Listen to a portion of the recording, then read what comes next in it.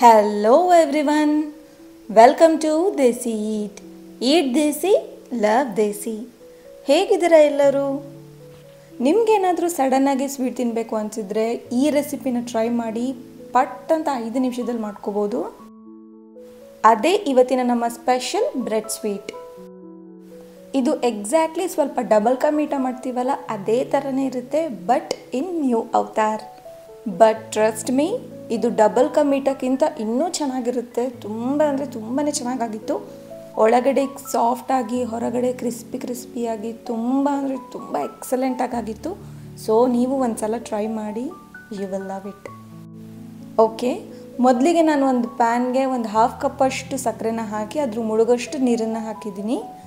ಆಮೇಲೆ ಒಂದು 2 ಏಲಕ್ಕಿನ ಈ ಥರ ಸ್ಮ್ಯಾಶ್ ಮಾಡಿ ಹಾಕಿದ್ದೀನಿ. ಸೊ ಫ್ಲೇವರ್ ತುಂಬ ಚೆನ್ನಾಗಿರುತ್ತೆ. ಮೊದಲಿಗೆ ನಾವಿಲ್ಲಿ ಸಕ್ಕರೆ ಪಾಕನ ಮಾಡ್ತಾ ಇದ್ದೀವಿ. ಈ ಸಕ್ಕರೆ ಪಾಕ ಮಾಡೋದು ತುಂಬಾ ಈಸಿ.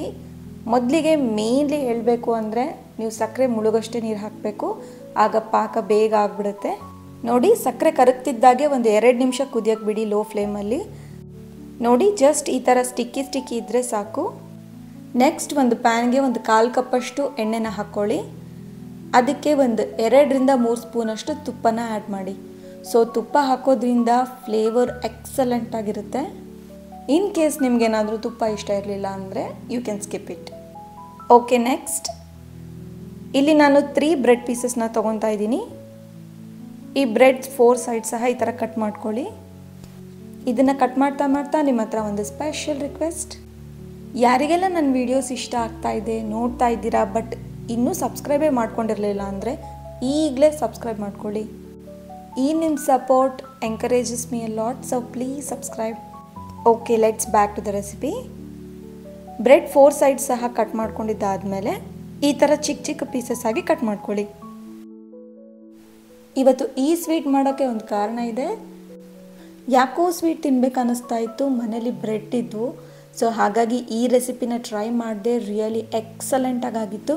ನೀವು ಒಂದು ಸಲ ಇದನ್ನು ಟ್ರೈ ಮಾಡಿ. ತುಂಬ ಈಸಿಯಾಗಿದೆ, ಹಾಗೆ ಕ್ವಿಕ್ಕಾಗಿ ಸಹ ಮಾಡ್ಕೋಬೋದು. ಆ್ಯಂಡ್ ಟ್ರೈ ಮಾಡಿದ ಮೇಲೆ ಕಮೆಂಟ್ ಹಾಕೋದು ಮಾತ್ರ ಮರಿಬೇಡಿ.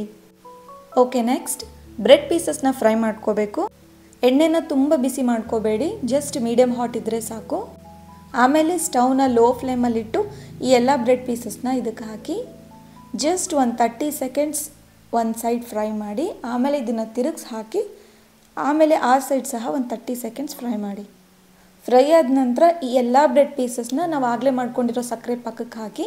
ಸಕ್ಕರೆ ಪಾಕ ತುಂಬ ಬಿಸಿ ಇರಬಾರ್ದು, ಜಸ್ಟ್ ಉಗುರು ಬೆಚ್ಚಗಿದ್ರೆ ಸಾಕು. ನೆಕ್ಸ್ಟ್ ಡ್ರೈ ಫ್ರೂಟ್ಸ್ನ ಫ್ರೈ ಮಾಡ್ಕೊಳ್ಳೋಣ. ಇಲ್ಲಿ ನಾನು ಗೋಡಂಬಿ ಹಾಗೆ ದ್ರಾಕ್ಷಿನ ತೊಗೊಂಡಿದ್ದೀನಿ. ಆಪ್ಷನಲ್ ಆಗಿ ನೀವು ಬಾದಾಮ್ ಹಾಗೆ ಪಿಸ್ತಾ ಸಹ ಆ್ಯಡ್ ಮಾಡ್ಕೋಬೋದು. ಇಲ್ಲಿ ನಾನು 1 ಸ್ಪೂನ್ ತುಪ್ಪನ ಹಾಕಿ ಗೋಡಂಬಿನ ಫ್ರೈ ಮಾಡ್ಕೊಂಡಿದ್ದೀನಿ. ಜಸ್ಟ್ ಲೈಟ್ ಬ್ರೌನ್ ಆಗಬೇಕು. ಆಮೇಲೆ ಅದಕ್ಕೆ ದ್ರಾಕ್ಷಿನ ಹಾಕಿ ಫ್ರೈ ಮಾಡ್ತಾ ಇದ್ದೀನಿ. ಡ್ರೈ ಫ್ರೂಟ್ಸ್ನ ಫ್ರೈ ಮಾಡಿಕೊಂಡು ಈ ಬ್ರೆಡ್ ಪೀಸಸ್ಗೆ ಹಾಕಿ. ಬ್ರೆಡ್ ಪೀಸಸ್ನ ತುಂಬ ಹೊತ್ತು ಪಾಕದಲ್ಲಿ ಬಿಡಬೇಡಿ, ಜಸ್ಟ್ ಒಂದು 2 ಮಿನಿಟ್ಸ್ ಬಿಡಿ ಸಾಕು. ಇಲ್ಲಾಂದರೆ ಅದು ಸಾಫ್ಟ್ ಆಗಿಬಿಡುತ್ತೆ ಆ್ಯಂಡ್ ಕ್ರಿಸ್ಪಿನೆಸ್ ಎಲ್ಲ ಹೋಗಿಬಿಡುತ್ತೆ. ಸೊ ಮೇನ್ಲಿ ಈ ಸ್ವೀಟ್ ಕ್ರಿಸ್ಪಿಯಾಗಿದ್ರೇ ತುಂಬ ಚೆನ್ನಾಗಿರುತ್ತೆ. ಸೊ ಹಾಗಾಗಿ 1-2 ನಿಮಿಷ ಆದ ತಕ್ಷಣ ಪಾಕದಿಂದ ತೆಗೆದುಬಿಡಿ. ಇವತ್ತಿನ ನಮ್ಮ ರೆಸಿಪಿ ರೆಡಿ. ಸೊ ನಮ್ಮ ಇವತ್ತಿನ ರೆಸಿಪಿ ನಿಮ್ಮೆಲ್ಲರಿಗೂ ಇಷ್ಟ ಆಗಿದ್ದರೆ ಪ್ಲೀಸ್ ಲೈಕ್ ಮಾಡಿ, ಶೇರ್ ಮಾಡಿ, ಕಮೆಂಟ್ ಮಾಡಿ. ಹಾಗೆ ಇನ್ನೂ ಡಿಫ್ರೆಂಟ್ ವೀಡಿಯೋಸ್ಗೋಸ್ಕರ ಸಬ್ಸ್ಕ್ರೈಬ್ ಮಾಡ್ಕೊಳ್ಳಿ. ಆ್ಯಂಡ್ ಫೈನಲಿ ಬ್ರೆಡ್ ಪೀಸಸ್ನ ಒಂದು ಬೌಲ್ಗೆ ತೆಗೆದು ಮೇಲಿಂದ ಸ್ವಲ್ಪ ಪಾಕನ ಹಾಕಿ. ಸ್ವಲ್ಪ ಜ್ಯೂಸಿಯಾಗಿ ಸಖತ್ತಾಗಿರುತ್ತೆ. And now it's tasting time. Wow, what appearance ಅಲ್ವಾ? ನೋಡ್ತಾ ಇದ್ರೆ ತಿನ್ಬೇಕು ಅನ್ನಿಸ್ತಾ ಇದೆ. ಸೊ ಫಸ್ಟ್ ಟೇಸ್ಟ್ ಹೇಗಾಗಿದೆ ಅಂತ ನೋಡ್ಬಿಡೋಣ ಬನ್ನಿ.